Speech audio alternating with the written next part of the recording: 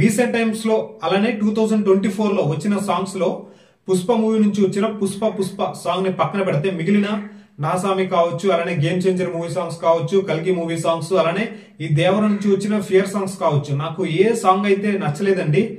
Okay okay కొన్ని songs okay okay అనిపించాయి, కొన్ని సాంగ్స్ అయితే డిసప్పాయింట్ చేసాయి. బట్ ఏ సాంగ్ అయితే మనల్ని ఒక హెడ్ ఫోన్స్ పెట్టి వినేలా అయితే ఏ సాంగ్ చేయలేదు. బట్ ఈ సాంగ్ ని నేను యూట్యూబ్ లో ప్లే చేసిన తర్వాత నార్మల్ గా మొబైల్లో ప్లే చేసా, ఓకే బాగుంది కదా అనుకుని ఈ సాంగ్ ఇలా కాదు ఎలా అయినా ఎయిర్ బడ్స్ తో వినాలని ఎయిర్ బడ్స్ తో వింటే 2 times విన్నా అనమాట. అంత బాగుంది సాంగ్ అయితే.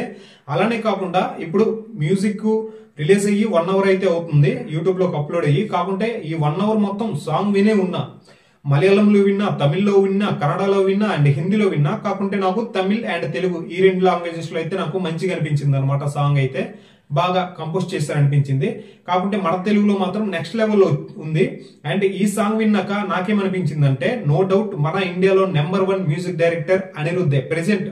బట్ ఫ్యూచర్ లో ఆయన్ని బీట్ చేసే సాంగ్ డైరెక్టర్ ఇంకెవరైనా రావచ్చు, చెప్పలే మ్యూజిక్ డైరెక్టర్ అయితే.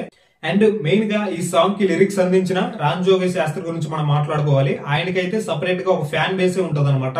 ఆయన కొత్త సాంగ్ ఏమైనా వస్తే యూట్యూబ్ లో చాలా మంది రామజోగయ్య శాస్త్రి న్యూ సాంగ్స్ అని సెర్చ్ చేసి వినే వాళ్ళు చాలా మంది ఉంటారు. అంత ఫ్యాన్ బేస్ అయితే ఉంటది. అండ్ ఈ సాంగ్ అయితే తన వర్క్ అయితే ఎక్స్ట్రాడనరీ వర్క్ అయితే చేశారని చెప్పొచ్చు. అద్భుతమైనటువంటి లిరిక్స్ అయితే అందించారు. ఆ లిరిక్స్ ఎలా ఉన్నాయంటే మనం ఒక్కసారి వింటే ఇంకో 10 సార్లు వినేలా అయితే ఉంటాయి. అలా ఆ విధంగా లిరిక్స్ అయితే అందించారు. అండ్ మ్యూజిక్ పాడిన ఆ సింగర్ శిల్పారావు గురించి కూడా మాట్లాడుకోవాలి. మీరు జవాన్ లోని చల్లయ్య మే యారి తెరే చల్లయ్య ఈ సాంగ్ అయితే వినే ఉంటారు. ఈ సాంగ్ ని పాడింది ఏమే అనమాట, శిల్పారావు. అండ్ నెక్స్ట్ లెవెల్ ఉంటాయి ఆమె సాంగ్స్ అయితే. హిందీలో ఎక్కువగా ఆమె హిందీలో సాంగ్స్ అయితే నెక్స్ట్ లెవెల్ లో ఉంటాయి అనమాట. ఏ దిల్ హే ముస్కిల్లో ప్రతి సాంగ్స్, అందులో ఉన్న చాలా సాంగ్స్ అయితే ఏమే పాడింది. అండ్ పఠాన్ లో ఉన్న సాంగ్స్ కూడా పాడినట్టుంది. అండ్ ఒకసారి చెక్ చేయండి ఆమె పాటలు కూడా. అండ్ ఈ రీసెంట్ టైమ్స్ లో వచ్చిన వాటిలో ఇదే ద బెస్ట్. అండ్ నేను ఈ సాంగ్ ఒక గ్యారంటీ అయితే ఇస్తున్నా. మీరు ఈ సాంగ్ ని ఒక 1 week తర్వాత యూట్యూబ్ లోకి వచ్చి చెక్ చేయండి. ఖచ్చితంగా 100 నుంచి 150 మిలియన్ వ్యూస్ అయితే వచ్చి ఉంటాయి. ఇదైతే నా గ్యారంటీ.